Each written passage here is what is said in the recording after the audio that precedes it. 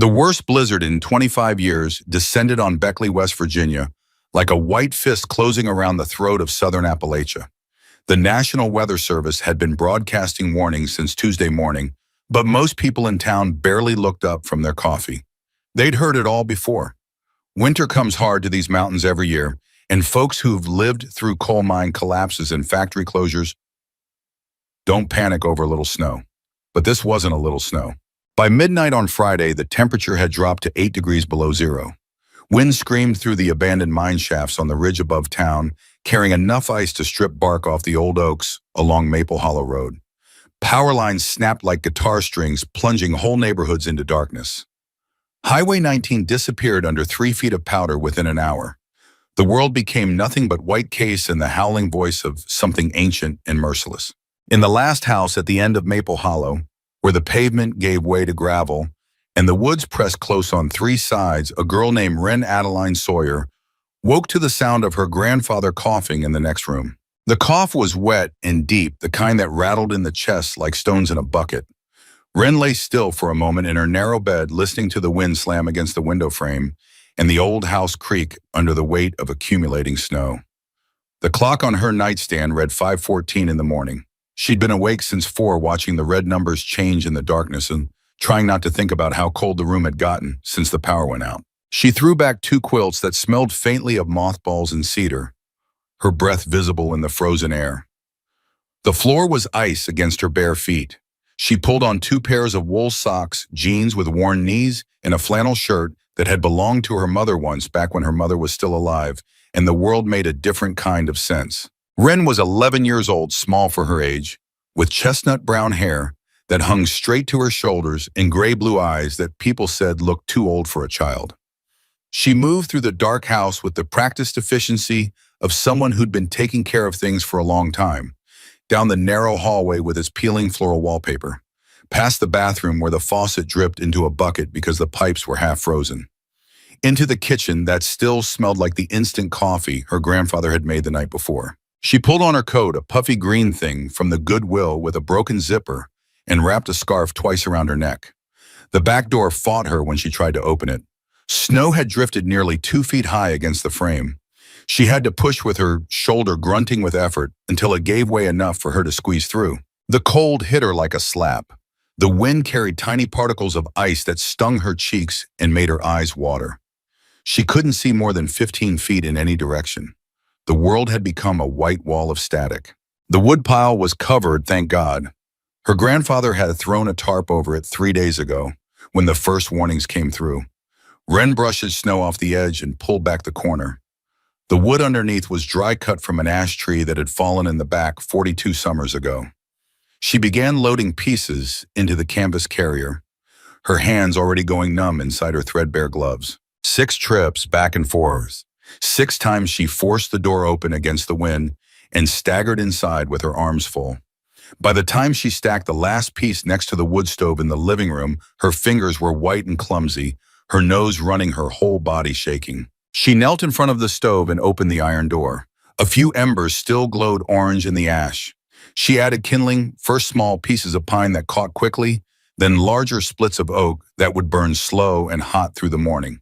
When the fire was established and heat began radiating into the room, she sat back on her heels and held her hands toward the warmth until the feeling returned to her fingertips.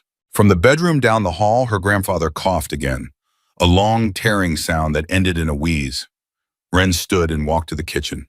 She filled the old copper kettle from the jug of water they kept on the counter, but the one they'd filled before the storm, because the well pump wouldn't work without electricity. She set it on the gas stove and turned the knob. The burner clicked 3 times before catching with a soft whump of blue flame. While the water heated, she opened the refrigerator. The light didn't come on. Inside, the shelves were nearly empty. 3 cans of Campbell's chicken noodle soup, a loaf of Wonder Bread with the ends already going stale, a stick of butter, half a jar of grape jelly, 1 carton of Horizon organic milk, the expensive kind her grandfather bought because he said it was better for growing kids, even though it cost twice as much as the store brand. This was the last of the milk. They were supposed to go to the grocery store on Thursday, but the storm had come early and the roads were already bad by noon. Now the town was shut down completely. No telling when they'd be able to get out again. Wren took the milk carton and set it on the counter. She reached up to the cabinet and took down the tin of Hershey's cocoa powder, the one with the dent in the side. She measured 2 spoonfuls into a chipped mug, added sugar, and waited for the water to boil. The kettle began to whistle.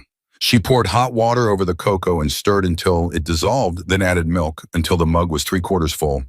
The smell rose up warm and sweet, and for just a moment the kitchen felt less like the cold edge of survival and more like a place where people live normal lives. She carried the mug down the hallway to her grandfather's room. Callum Sawyer was sitting up in bed when she pushed the door open, propped against 2 pillows, with a wool blanket pulled up to his chest. He was 68 years old but looked older.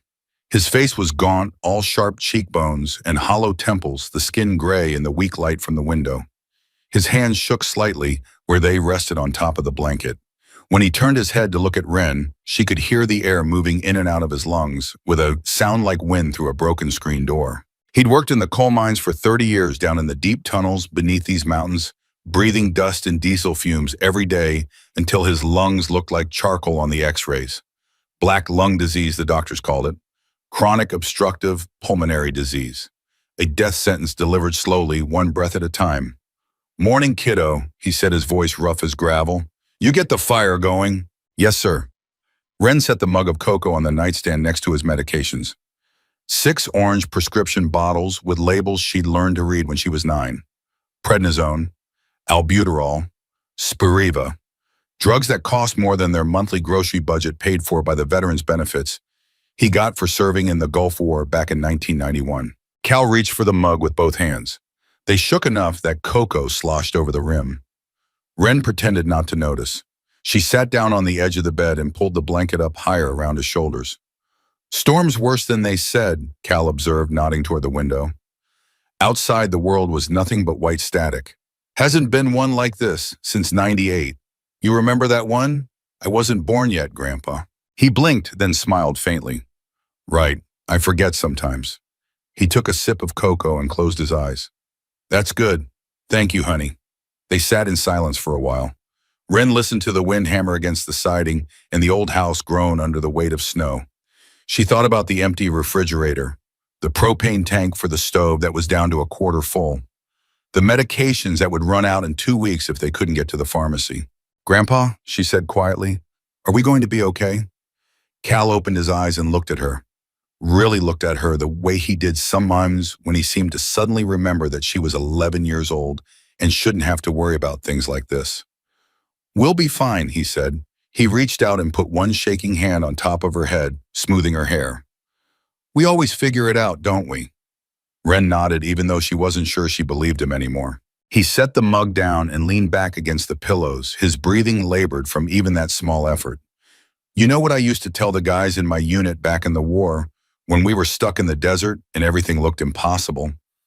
"What?" "I told them a person only truly dies when nobody opens the door for them anymore." He looked at her with those faded blue eyes that had seen too much. "You understand what that means?" Wren shook her head. "It means we're only as alone as we choose to be. It means kindness matters even when it's hard, especially when it's hard." He coughed again, a sound that seemed to come from deep in his soul. When he could speak, his voice was quieter. "Someday you'll understand, kiddo. Someday you'll have to decide whether to open that door or keep it closed. And whatever you choose will say everything about who you are." Wren didn't know what to say to that, so she just nodded and tucked the blanket tighter around him. After a while, his breathing evened out and he dozed off, his head tilted to one side, his mouth slightly open. She sat there watching him sleep until the light outside the window grew from black to gray, and then she got up quietly and went back to the kitchen to figure out what they were going to eat for breakfast. The rest of the morning passed in the kind of slow, cold routine that Wren had learned over the last 5 years ever since her mother died and her father disappeared, and she came to live in this house at the end of Maple Hollow. She made oatmeal from the canister on the top shelf using water instead of milk to make it stretch further. She helped her grandfather to the bathroom and pretended not to notice how much weight he'd lost, how his pajamas hung loose on his frame.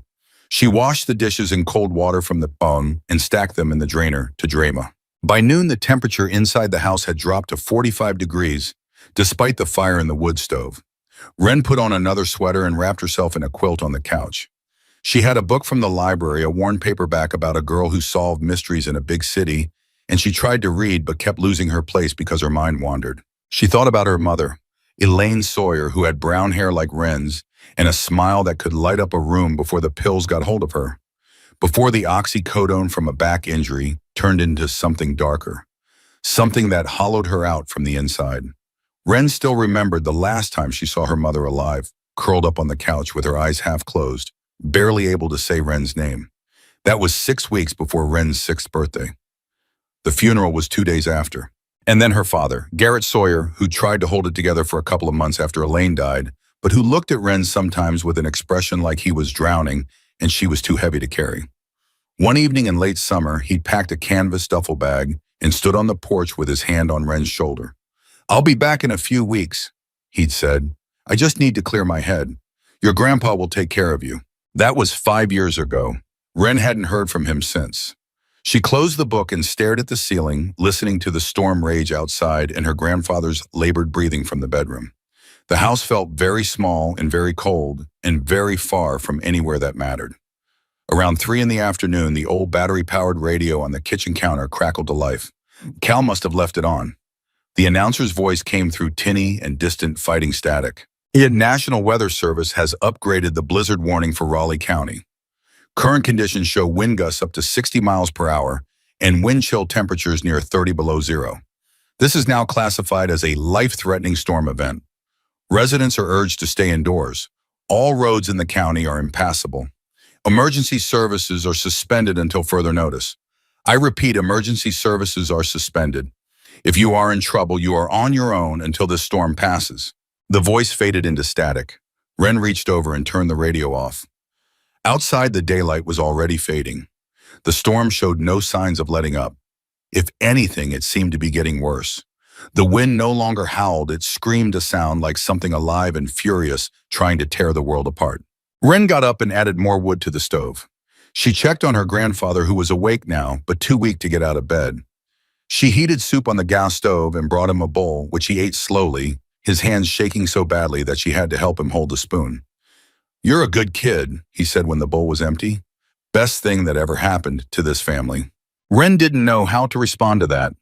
She just took the bowl back to the kitchen and washed it in the near dark, the last gray light from the window barely enough to see by. Night came early and absolute. Without power, the house was black as a cave. Wren lit 2 candles, one in the kitchen and one in the living room, and the shadows they cast seemed to make the room smaller, the walls closer.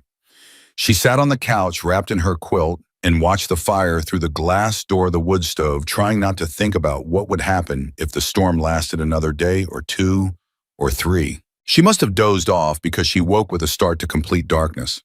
One of the candles had burned out. The other was just a stub guttering in a pool of wax.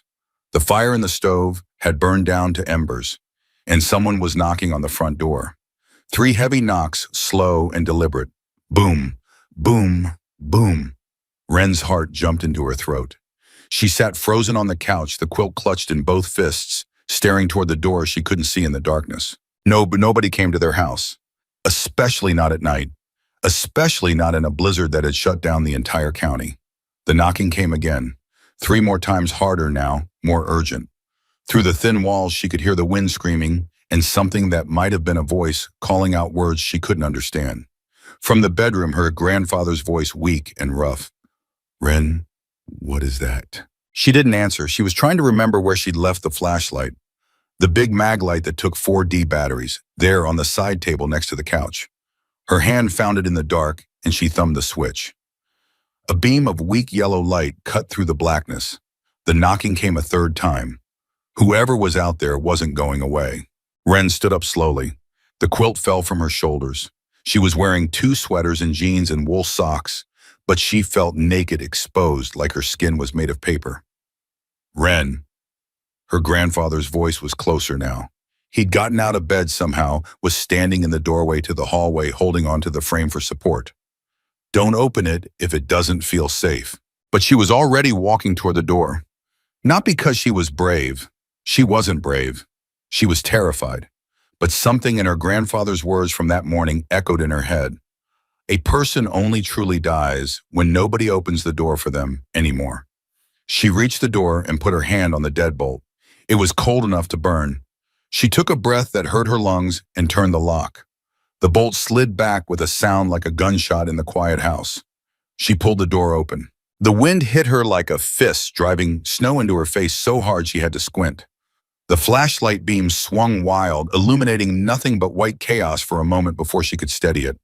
And then she saw them. 5 men stood crowded together on the small porch. Massive shapes in black leather jackets covered with patches and road grime and snow. Ice hung from their beards. Their faces were red and windburned, their eyes desperate.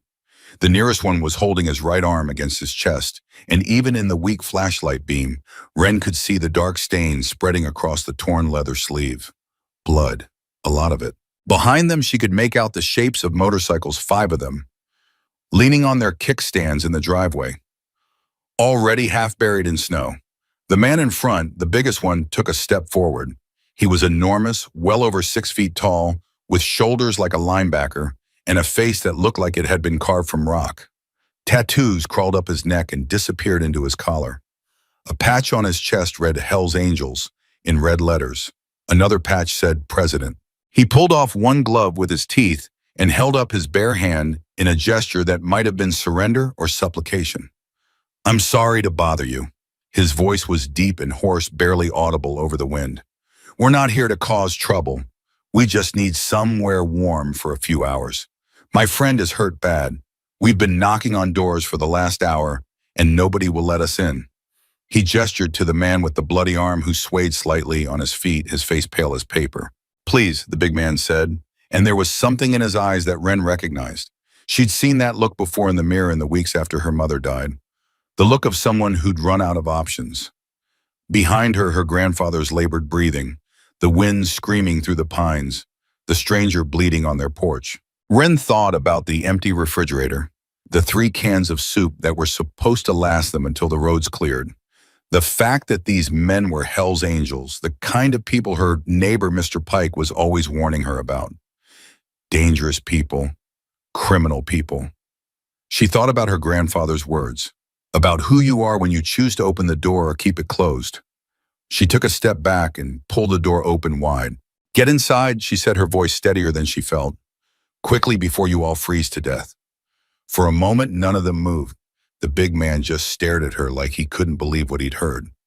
Then something changed in his face, some kind of relief so profound it looked like pain. "Thank you," he said quietly. "You have no idea." "Just come in," Ren interrupted. "You're letting all the heat out."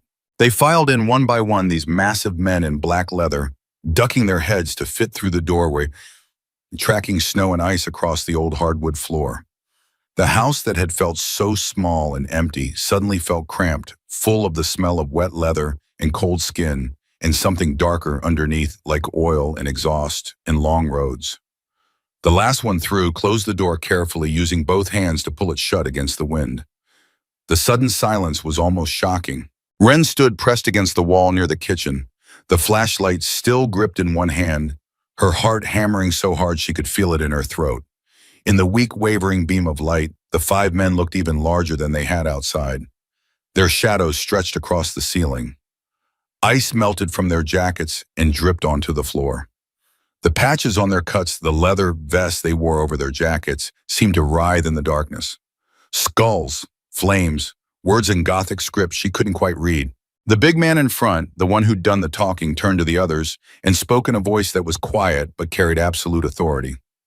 "Boots off, all of you. Don't track any more snow into this house than we already have." One by one, they bent down and unlaced their heavy black boots crusted with ice and road salt. They set them carefully by the door in a neat line.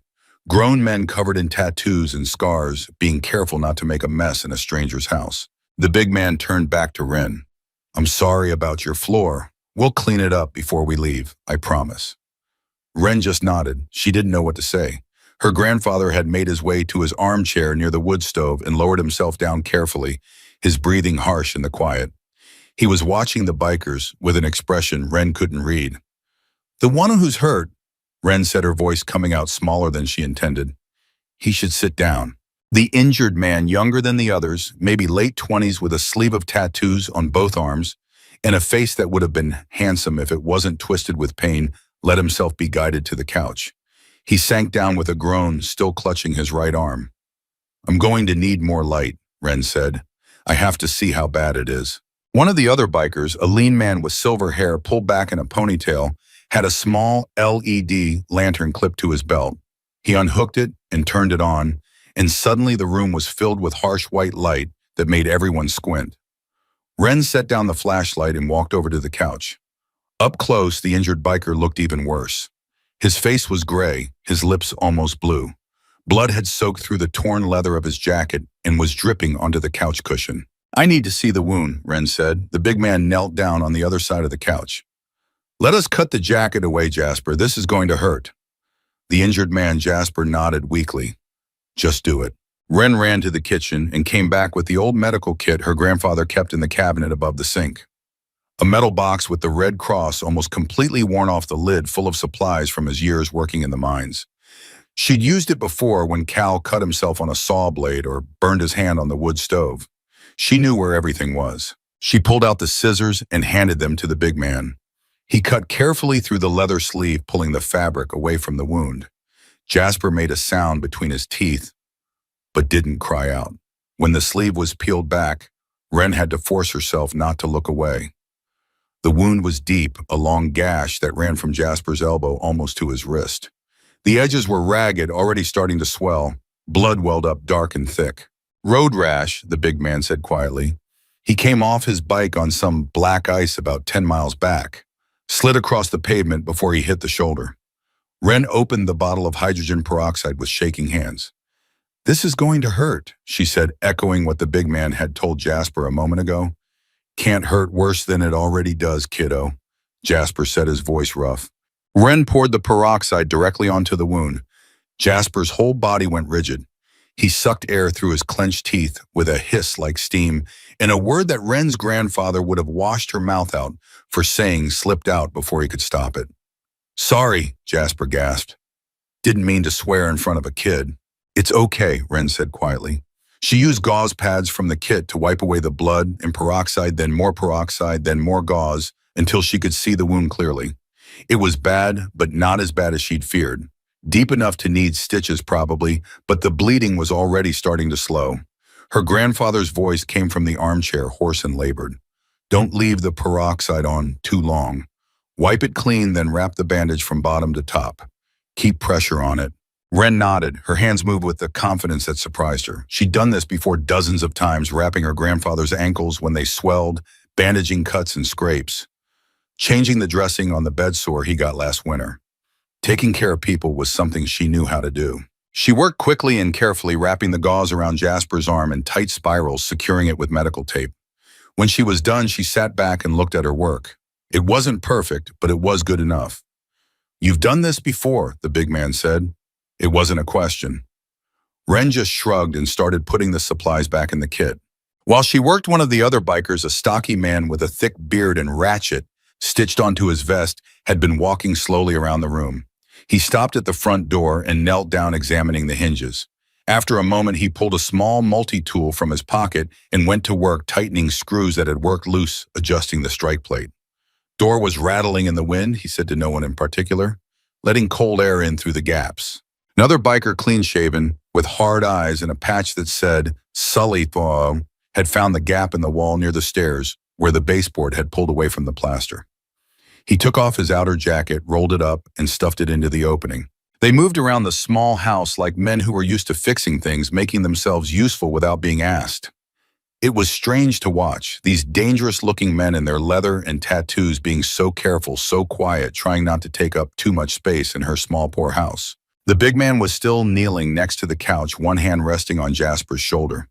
He looked up at Ren and seemed to really see her for the first time. A skinny kid in 2 sweaters and wool socks, with shadows under her eyes and hands that knew how to wrap bandages. "What's your name?" he asked gently. "Ren Adeline Sawyer." "Ren." He said it like he was tasting the word. "That's a good name. I'm Marcus, but everyone calls me Forge." He nodded toward Jasper. "You already met Jasper. That's Ratchet fixing your door. The one who stuffed his jacket in the wall is Sully, and the quiet one in the corner is Jake." Wren looked at each of them in turn. Jake, the youngest of the group, maybe mid-20s, with haunted eyes and a jaw set too tight. "You were in the military," her grandfather said suddenly. He was looking at Forge with an expression that seemed to recognize something in the bigger man's bearing, the way he carried himself. Forge turned slowly to face Cal. "Marine Corps, Iraq, you. Army, Gulf War 1991, 1st Cavalry." Something passed between the two men in that moment, some kind of understanding that didn't need words. Forge nodded slowly. "I can always tell," Cal said. He coughed a wet sound that went on too long. "You get a look in your eyes. People who've seen things they weren't meant to see." The room fell quiet except for the wind outside and the crackle of fire in the wood stove. Wren went to the kitchen and put the medical kit away. When she came back, she realized she should probably offer them something. That's what people did when someone came to their house, wasn't it? She stood there for a moment, thinking about the 3 cans of soup and the last of the milk and the bread that was already going stale. Then she went back to the kitchen and took down the carton of Horizon milk and the tin of Hershey's cocoa. 10 minutes later, she emerged with 5 mugs of hot chocolate balanced on a tray. Her grandfather used to eat breakfast in bed. The mugs didn't match, some were chipped, but the chocolate was hot and sweet, and the steam rose up in the cold air like small ghosts. She handed them out one by one. Ratchet took his with both hands like it was something precious. Sully murmured a quiet thank you. Jake just stared at his for a moment before taking a sip. "Jesus," Ratchet said after his first swallow. "This is the best thing I've had it all winter." Forge held his mug carefully, his large hands wrapped around the ceramic. He looked at Wren for a long moment, and there was something in his expression that she couldn't quite read. Gratitude maybe, or something deeper than that. "Thank you, kiddo," he said quietly. The others echoed him. "Thanks, kiddo. Appreciate it, kiddo. You're a lifesaver, kiddo." Just like that, she stopped being kid and became kiddo, and somehow it felt different. Less like they were talking down to her and more like she was one of them, someone who had earned a place in whatever strange brotherhood these men shared. Wren made herself a mug with what was left of the milk and sat down on the arm of her grandfather's chair. Cal put his hand on her shoulder, a gesture of protection, or maybe just comfort. "Wren's been taking care of me since she was 9 years old," Cal said to the room at large. His voice was rough with emotion he was trying to hide. "Ever since her mother passed. The girl's basically grown up, raising herself and nursing an old man at the same time." Forge looked from Cal to Wren and back again. "Where's her father?" "Gone," Cal said simply. "Left a few months after Elaine died. Haven't heard from him since." The silence that followed was heavy. Wren stared down at her hot chocolate, her cheeks burning. She hated when her grandfather talked about her like this, like she was some kind of saint or martyr. She was just doing what needed to be done, that's all. "My daughter was about your age," Forge said suddenly. His voice had changed, gotten quieter, more careful. "Her name was Bryn." Was, past tense. Wren looked up and saw something in Forge's face that made her chest tight. "Car accident," Forge continued staring into his mug. 15 years ago. Ice on the road just like tonight. She was 7. My wife was driving. They both..." He stopped, cleared his throat. "They didn't make it." The room had gone completely still. Even the wind outside seemed to have paused to listen. "I'm sorry," Wren said quietly. The words felt completely inadequate, but she didn't know what else to say. Forge looked at her, and for just a second his face was utterly unguarded, raw with a grief that 15 years hadn't been enough to heal. Then he blinked, and the mask came back up, the hard expression that let him lead a motorcycle club and run a business and keep moving forward when everything inside him wanted to stop. "After they died, I almost didn't make it either," he said. I had a plan. I was going to end it." He took a breath. "But a friend from my unit, a guy we called Doc, he pulled me out of it, got me into the club, gave me something to belong to when I didn't have anything else." "The Hells Angels saved your life," Cal said. It wasn't a question. "Yeah, they did." Forge looked around at the other men, his brothers, each of them carrying their own weight of past and pain. People hear the name and think we're criminals, thugs. Maybe some of us are, but mostly we're just men who didn't fit anywhere else. We take care of each other because nobody else will.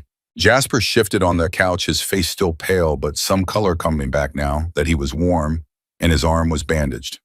He reached into the inside pocket of his jacket and pulled out a photo protected in a plastic sleeve. He held it out to Wren. The picture showed a little girl maybe 6 years old with blonde pigtails and a gap-toothed smile. She was sitting on a swing frozen mid-arc, her face lit up with pure joy. "My daughter," Jasper said. "Hazel, she lives with her mom in Charleston. I only get to see her every other weekend." His voice cracked slightly. "When I went down on that ice tonight, all I could think about was that if I died out there, she'd grow up without a father. Just like you did." He said it without accusation, just stating a fact, but it hit Wren like a punch in the stomach. She handed the photo back carefully. "She's beautiful," Wren said. "Yeah." Jasper tucked the photo away and leaned his head back against the couch. "If you hadn't opened that door, I wouldn't have made it another hour. I'd have bled out or frozen to death. And Hazel would have spent the rest of her life wondering why her daddy never came to pick her up again." The weight of that settled over the room like snow. Wren thought about the moment she'd stood with her hand on the deadbolt, trying to decide whether to open the door or keep it closed. How close she'd come to turning away. A person only truly dies when nobody opens the door for them anymore. She finally understood what her grandfather meant. It was Jake who broke the silence. The youngest of the bikers, the one who'd been sitting quiet in the corner this whole time. He was looking down at his hands, and when he spoke, his voice was barely above a whisper. "My little brother died 3 years ago," he said. "Overdose. Fentanyl. He was 21. Wren went very still. "I found him in the bathroom," Jake continued. His hands had started shaking. "He was already cold. I tried CPR, but it was too late. He'd been gone for hours. The whole time I was waiting for the ambulance, I just kept thinking, why didn't I check on him sooner? Why didn't I call him that morning? Why didn't I—" His voice broke completely. He put his face in his hands and his shoulders started shaking. Nobody said anything. Nobody told him to stop or to pull himself together or that it wasn't his fault. They just let him cry, this big man covered in tattoos, sobbing like a child in the corner of a stranger's house. And Wren, who hadn't cried in front of anyone in 5 years, not since the funeral, felt something crack open inside her chest. Because she knew exactly what Jake was feeling. The guilt, the what-ifs, the way grief could live inside you like a shard of glass, cutting you every time you moved. She stood up and walked over to Jake. She was 11 years old and small for her age, and he was a grown man who looked like he could bench press a car. But she put her arms around him anyway and hugged him as tight as she could. For a second, he froze like he couldn't believe what was happening. Then his arms came up and he hugged her back, careful not to squeeze too hard, and cried into her shoulder. "I'm sorry about your brother," Wren whispered. "I'm sorry about my mom, too. It wasn't your fault, and it wasn't hers either. The drugs just took them both." They stayed like that for a long time. The other bikers sat quiet and respectful, these hard men, with their scars and their leather, giving their brother space to grieve. When Jake finally pulled back, his eyes were red and his face was wet, but he looked somehow lighter, like something he'd been carrying had been set down for a moment. "Thank you, kiddo," he said, his voice rough. "You didn't have to do that." "I wanted to," Wren said simply. The night wore on. The storm outside continued its assault on the world, but inside the small house at the end of Maple Hollow, something strange and unexpected was happening. These men who'd been strangers an hour ago were starting to feel like something else. Not quite family, but not strangers anymore either. Ratchet told a story about getting arrested in Nevada for fighting outside a casino, but it turned out the guy he'd fought was wanted for assault, and Ratchet ended up getting a commendation from the local sheriff. Sully talked about his time as a combat medic in the Gulf War, the soldiers he'd saved, and the ones he couldn't. Forge spoke quietly about building his freight company from nothing, working 18-hour days until he had enough trucks to make a real business. Cal listened to all of it, nodding, sometimes asking questions. Wren could see something changing in his face the way he looked at these men. The fear and suspicion from earlier was gone. Now he just looked at them the way he looked at the other veterans at the VA hospital, as brothers who'd walked similar roads. Around 2 in the morning, Cal's breathing started getting worse. The conversation stopped as everyone turned to look at him. He was leaning forward in his chair, one hand pressed to his chest, each breath coming with a whistling wheeze that seemed to scrape his lungs raw. "Grandpa," Wren was on her feet instantly, terror spiking through her chest. "What's wrong? Can't breathe," Cal gasped out. His lips were turning blue. Sully was across the room in 3 strides. He knelt in front of Cal's chair, his hands moving with practiced efficiency, checking pulse, Checking, airway tilting, Cal's head back slightly. He's having a respiratory crisis, Sully said calmly, probably brought on by the cold and exertion. Does he have an inhaler? In the bedroom, Wren said. On the nightstand. She ran her heart pounding, grabbed the blue albuterol inhaler, and sprinted back. Sully took it from her and shook it once, then held it up to Cal's mouth. Breathe in when I press this, Sully instructed. Slow and deep as you can. Cal tried. The first breath was weak, barely enough to activate the inhaler.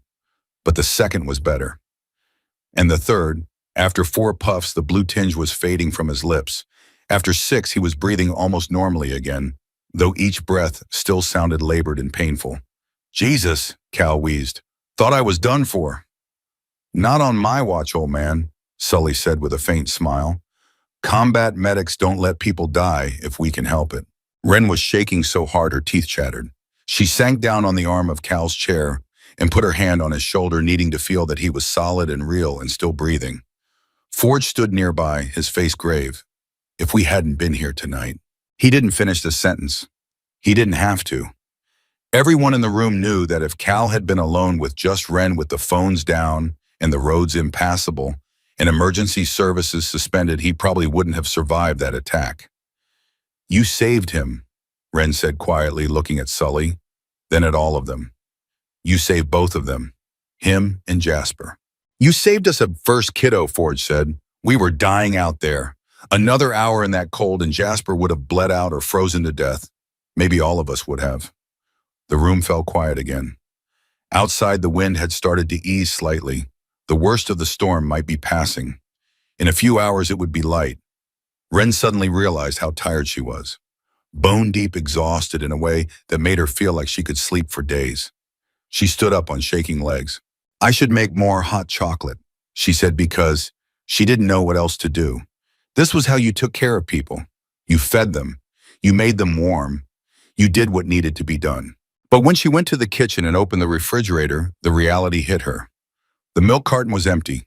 She'd used the last of it for the first round of hot chocolate. The bread was down to 2 slices. The soup cans were still sitting on the shelf, but they were all she had left until the roads cleared and they could get to a store. She stood there in this dark kitchen with the refrigerator door open, staring at the empty shelves, and felt tears prick at her eyes for the first time that night. Hey! She turned to find Forge standing in the doorway. He must have followed her. In the shadows, he looked even bigger, but his voice was gentle. You okay, kiddo? Wren nodded quickly, swiping at her eyes. I'm fine. I was just going to make more hot chocolate, but we're out of milk. Forge looked past her into the refrigerator. She saw the moment he understood. The nearly empty shelves, the ration supplies, how much she'd given them from what little she had. That was your last milk, wasn't it? He said quietly. The cocoa you made us. Wren didn't answer. She didn't have to. Forge was quiet for a long moment. Then he reached into his pocket and pulled out a thick fold of bills. He held them out to her. For the milk, and the food, and the help with Jasper. Wren shook her head immediately. No, we don't want your money. Kid, you can barely feed yourself. Now let me... No, Wren said more firmly. She thought about what her grandfather had said earlier, what he always said. My grandpa taught me that kindness doesn't mean anything if you only do it to get something back.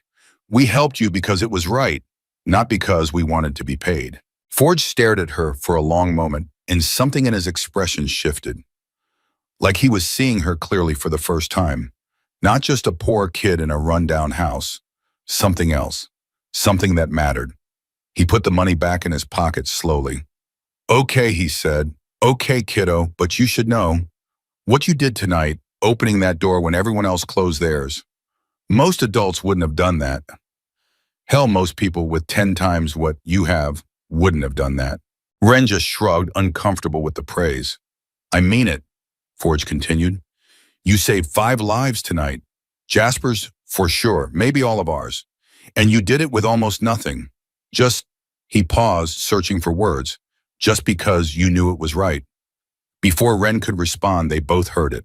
The sound of engines in the distance getting closer. The storm had calmed enough that you could hear things again beyond just the wind. Forge walked to the front window and looked out. Storms breaking. Roads might be passable by dawn, We should think about moving on soon, get to Charleston for the memorial ride. Something cold settled in Wren's stomach. They were leaving. Of course they were leaving. They had lives to get back to. She'd known this was temporary, but somehow over the last few hours she'd almost forgotten that these men didn't belong here. They'd just been passing through and soon they'd be on and she'd be alone again with her grandfather in this cold house with its empty refrigerator. As if reading her thoughts, Forge turned back to her. Before we go, I want you to have something. He reached into the inside pocket of his leather jacket and pulled out a coin. It was larger than a quarter, made of bronze or copper, worn smooth from years of being carried in someone's pocket. He held it out to Wren. On one side was the Marine Corps emblem. On the other, engraved in letters that had nearly worn away, was the word Semper Fidelis. You know what this is? Forge asked. Wren shook her head. It's a challenge coin. Marines give them to people who've earned their respect, people they consider part of the brotherhood. He pressed the coin into her hand and closed her fingers around it. Marines only give these to people who matter, kiddo, who've proven themselves when it counted. Wren looked down at the coin, heavy and warm from being carried close to Forge's body. But I'm not a Marine. No, but you're one of the bravest people I've ever met. Forge's voice was rough with emotion. And I've met a lot of people. Before Wren could think of what to say, Cal's voice called from the living room. Wren, you okay in there? Coming, Grandpa, she called back. She looked up at Forge. Thank you for the coin and for everything. We should be thanking you, Forge said simply. They went back to the living room together. The sky beyond the windows was starting to lighten from black to deep blue. The storm was definitely passing. In another hour it would be dawn. The bikers started gathering their things. Ratchet put his jacket back on. Sully retrieved his coat from the wall gap. Jasper stood up carefully, testing his injured arm. We should leave you our numbers, Forge said to Cal, in case you need anything, or if there's ever an emergency. Cal shook his head. No need for that. You boys have your own lives to live. You don't need to worry about a couple of strangers in West Virginia. You're not strangers anymore, Forge said quietly. But Cal was firm. We'll be fine, we always are. There was a stubbornness in his voice that Wren recognized. Pride. The same pride that made him refuse Forge's money. The pride of a man who'd spent his whole life taking care of himself and didn't know how to accept help even when he desperately needed it. The bikers filed out one by one, pulling on their boots, zipping up their jackets against the cold. The sky was definitely getting lighter now. You could make out the shapes of trees that rode the world returning from that total white darkness. Forge was the last to leave. He paused in the doorway and looked back at Wren, who'd followed them out onto the porch. Take care of yourself, kiddo, he said. And that old man in there, he's lucky to have you. He's all I have, Wren said, and was surprised to hear her voice crack. Something flickered across Forge's face. Before Wren could read what it was, he turned and walked toward his motorcycle. The 5 Harleys roared to life one by one, a sound like thunder rolling across the frozen landscape. Wren stood on the porch in her inadequate coat, her arms wrapped around herself against the cold, and watched as the bikers rolled down the driveway and turned onto Maple Hollow Road. The sound of their engines faded, gradually swallowed by distance and the whisper of wind through the pines. When she couldn't hear them anymore, when the road was empty and silent and she was alone again, she looked down at the challenge coin in her hand. The metal was already cold, but she gripped it tightly anyway. From inside the house, her grandfather's cough, the world settling back into its familiar rhythms of worry and scarcity and making do. Wren went back inside and closed the door against the cold. The snow melted slowly over the next few days, revealing a world that looked beaten and exhausted.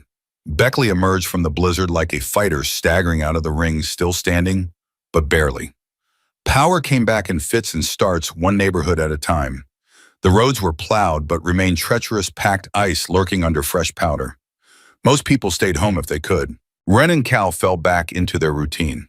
She chopped wood and made oatmeal and measured out his medications with careful precision. He sat in his armchair and tried to breathe and told her stories about men he'd known in the war, men who'd saved each other in the desert, men who'd come home and men who hadn't. But something had changed.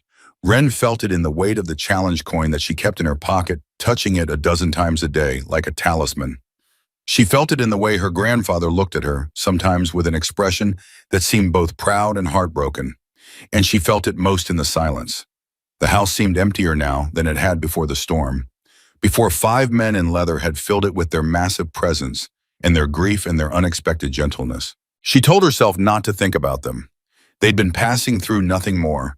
They had their own lives in Charleston or wherever bikers went when they weren't caught in blizzards. She'd probably never see any of them again. On the third day after the storm, Wren walked the 2 miles into town to buy groceries. She had $37 from the coffee can, where Cal kept their emergency money. It would have to stretch for at least a week, maybe 2, if the veterans' benefits check was late again. The Beckley Market was the only grocery store left in town, a squat building with a faded red sign and windows covered in advertisements for cigarettes and lottery tickets. Wren pushed through the door and grabbed one of the small hand baskets instead of a cart. Less temptation to buy more than they could afford. She moved through the aisles with the efficiency of long practice. Store brand bread, $2.49. Peanut butter, $3.79. A bag of dried beans, $1.99. Carrots on sale. A gallon of milk, the cheap kind that came in a plastic jug instead of the Horizon Organic her grandfather insisted on buying for her. At the register, the clerk rang her up with the bored expression of someone who'd been doing the same job for too many years. $32.16, she said. Wren counted out the bills and coins carefully. She had $4.84 left, enough for maybe one more trip if they were very careful. She was putting the groceries in her backpack when she heard the rumble of an engine outside. Something big, not a car. She glanced toward the window and saw a delivery truck pulling into the parking lot. Not a UPS or FedEx truck, something larger, a semi with Huxley Freight Solutions printed on the side in blue letters. Wren's heart did a strange jump in her chest, but the truck just sat there, engine idling. After a moment, the driver got out, grabbed a clipboard, and headed into the hardware store across the street. Just a coincidence. Just a trucking company making deliveries. Nothing to do with her. She shouldered her backpack and started the long walk home. But 3 hours later, when she heard a vehicle coming up the driveway, she ran to the window and her breath caught in her throat. A white van with Pike & Sons Construction painted on the side. 2 men in work jackets getting out, one of them carrying a ladder. "Grandpa," Wren called, "someone's here." Cal made his way to the window, moving slowly, one hand on the wall for support. They watched as the construction workers walked around the house, pointing at things, making notes on a clipboard. After a few minutes, one of them knocked on the door. Wren opened it to find a weathered man in his 50s with kind eyes and sawdust in his beard. "Afternoon," he said. "I'm Dale Pike. We're here to inspect your roof. Got a call that you had some storm damage needs addressing." "We didn't call anyone," Cal said from behind Wren. "No, sir, I know you didn't. This is part of a community support program for families affected by the blizzard." Dale glanced at his clipboard. "Says here the work's already been paid for. We're just here to assess and schedule the repairs." Wren and Cal looked at each other. "Who paid for it?" Wren asked. Dale checked his paperwork. "Doesn't say. Just listed under Anonymous Donor Community Fund. But between you and me, we've gotten about 6 of these requests in the last 2 days, all from houses on the east side of town, all paid in full before we even show up." After Dale and his partner left, promising to come back next week with materials, Wren went back inside and sat on the couch. Cal lowered himself into his chair with a grimace. "It's them," Wren said quietly. "Isn't it the bikers?" Cal was silent for a long moment. Maybe, or maybe it's just what the man said, community support. But neither of them believed that. 2 days later, Cal had to go into town to pick up his medications from the CVS pharmacy. Wren went with him, pushing him in the wheelchair they borrowed from the church because he didn't have the strength to walk that far anymore. The pharmacist, a tired-looking woman named Janet, scanned Cal's insurance card and then frowned at her computer screen. She clicked a few things, frowned harder, then looked up with an expression of confusion.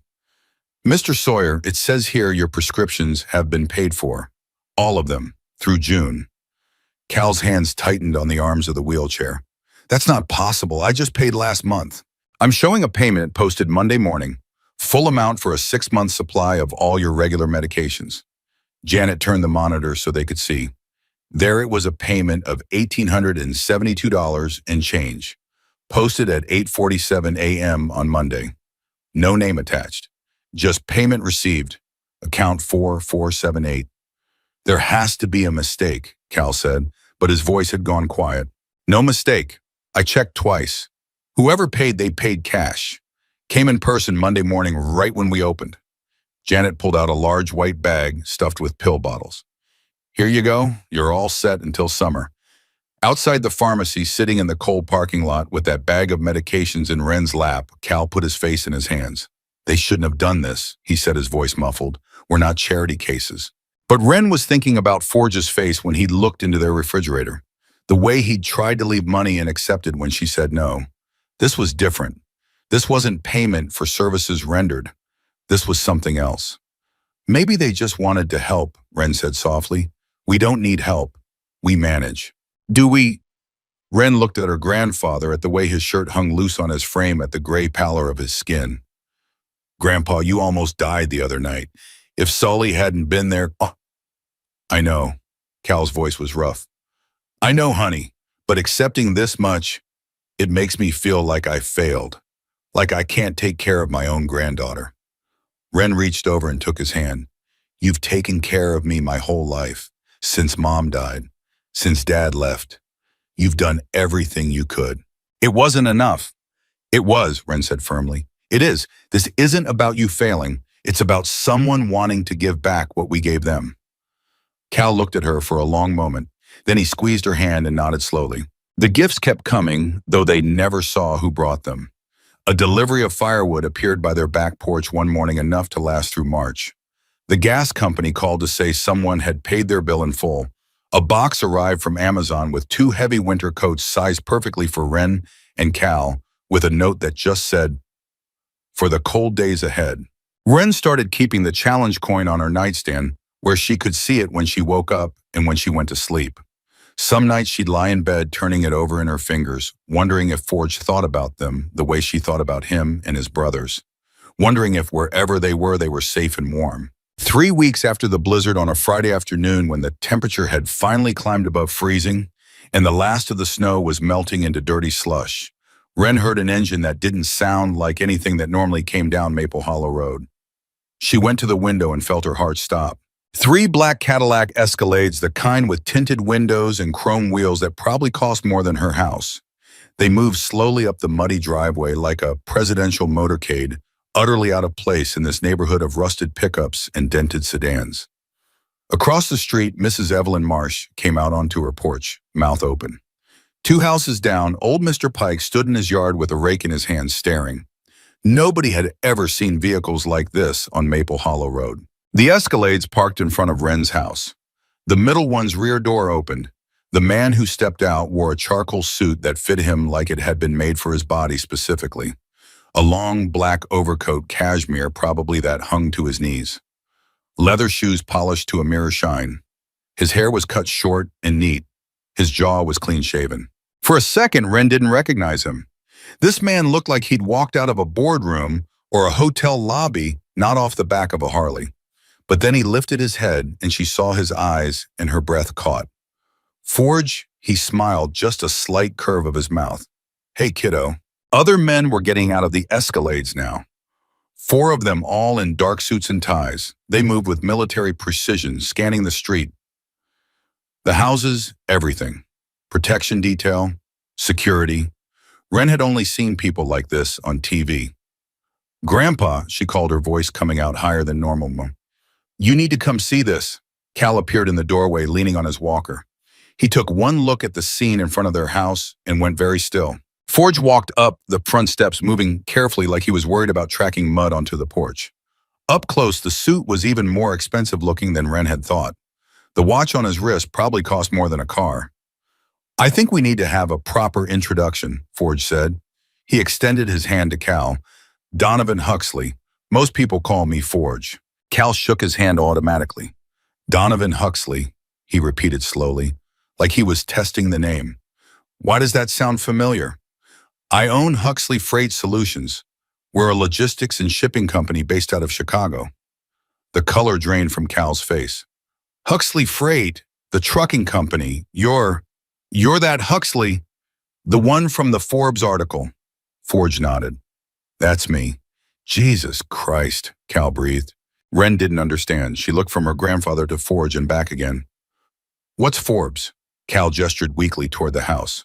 Go look under the kitchen table leg, the magazine we've been using to keep it from wobbling. Ren ran inside, confusion making her clumsy. She grabbed the magazine wedged under the table leg and pulled it out. It was old, dated 2024, the cover bent and stained from 2 years of being stepped on. But she could still read the headline, "The Freight King, How Donovan Huxley Built a Billion-Dollar Empire." And there on the cover was a photo of Forge. Not in leather and covered in road grime, but in a suit just like the one he was wearing now, standing in front of a row of semi-trucks, with his arms crossed in an expression of complete confidence. Ren's hands started shaking. She walked back outside, slowly holding the magazine. "We've been using your face to prop up our table," she said, and then started laughing because it was so absurd she couldn't help it.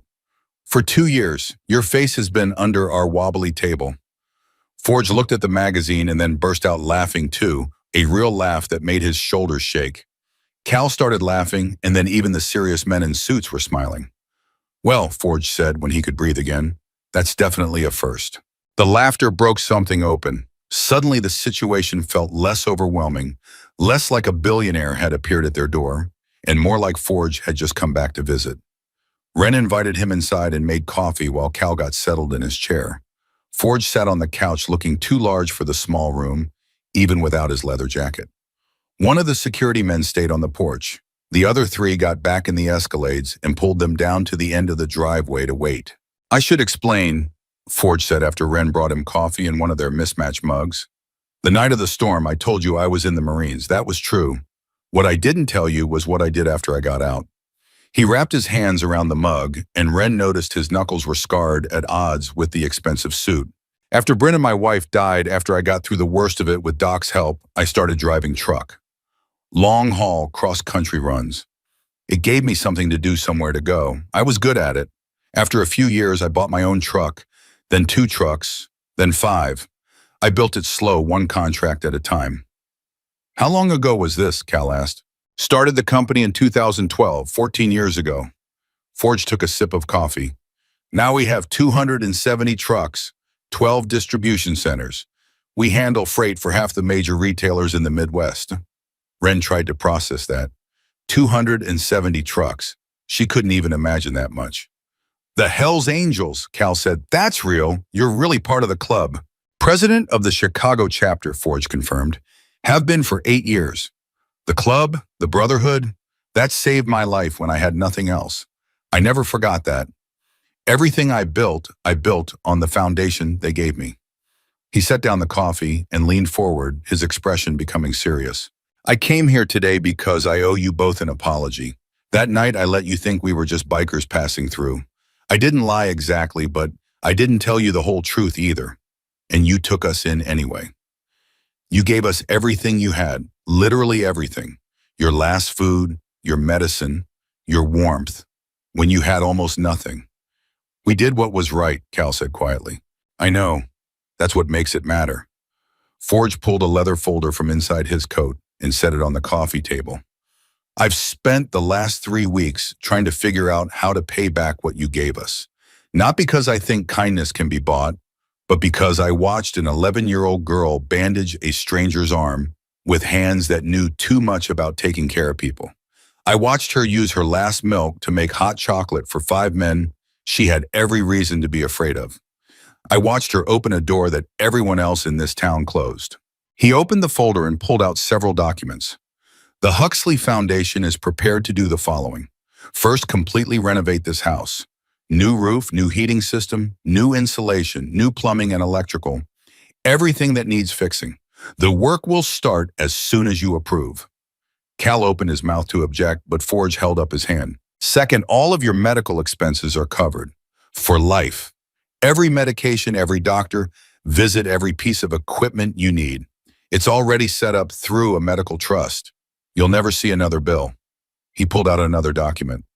"Third, Ren has a full college fund. It's set up to cover tuition, room and board, and living expenses for 4 years of undergraduate study anywhere she wants to go.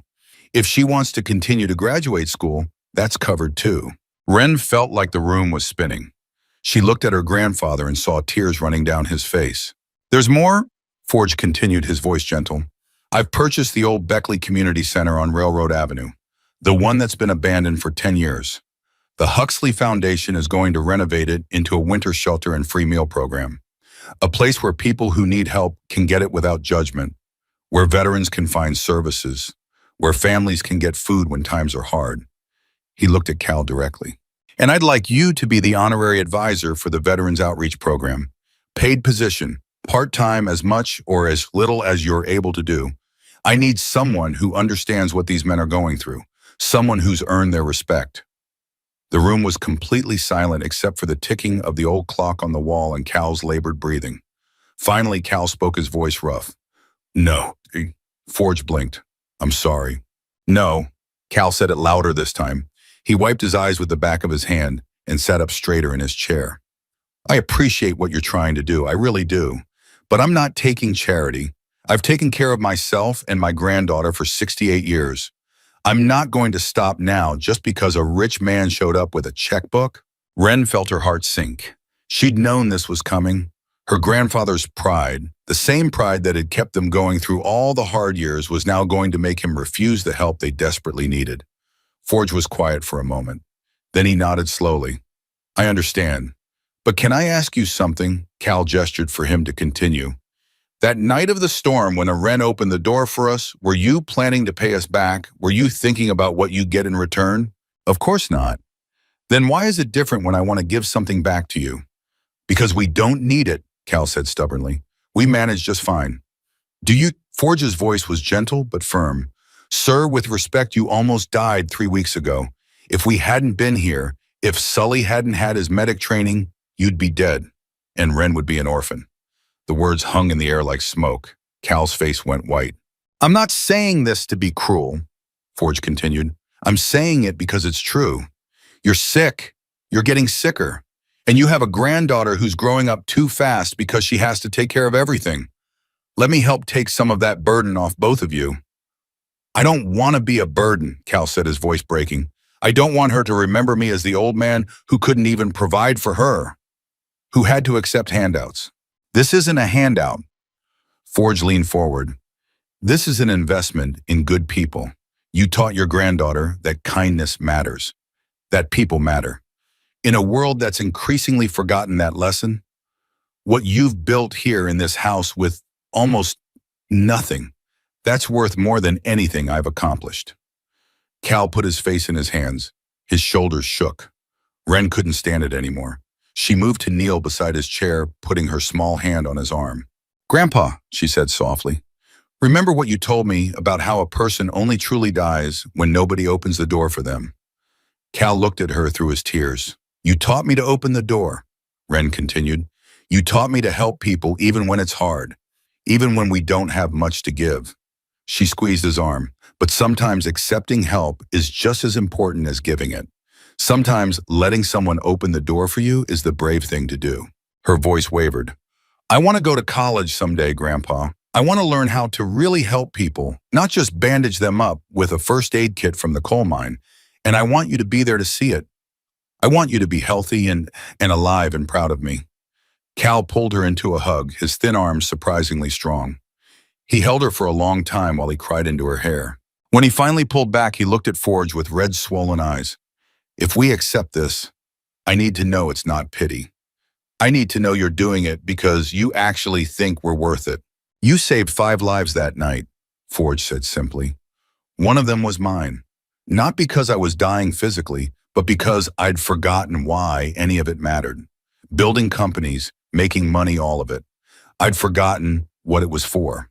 He looked at Wren. Then I watched a child who had every reason to be hard and bitter and cruel choose kindness instead. Choose to see 5 dangerous-looking strangers as human beings who needed help. He stood up and walked to where Wren was still kneeling by her grandfather's chair.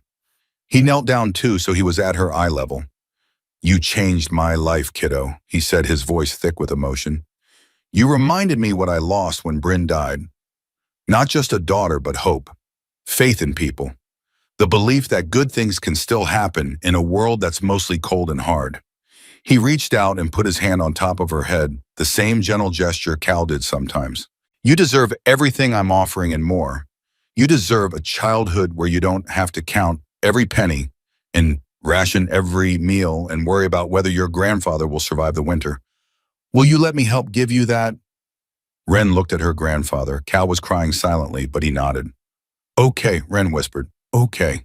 Forge smiled, and for just a second, he looked less like a billionaire CEO and more like the man in the leather jacket who'd stood freezing on their porch 3 weeks ago.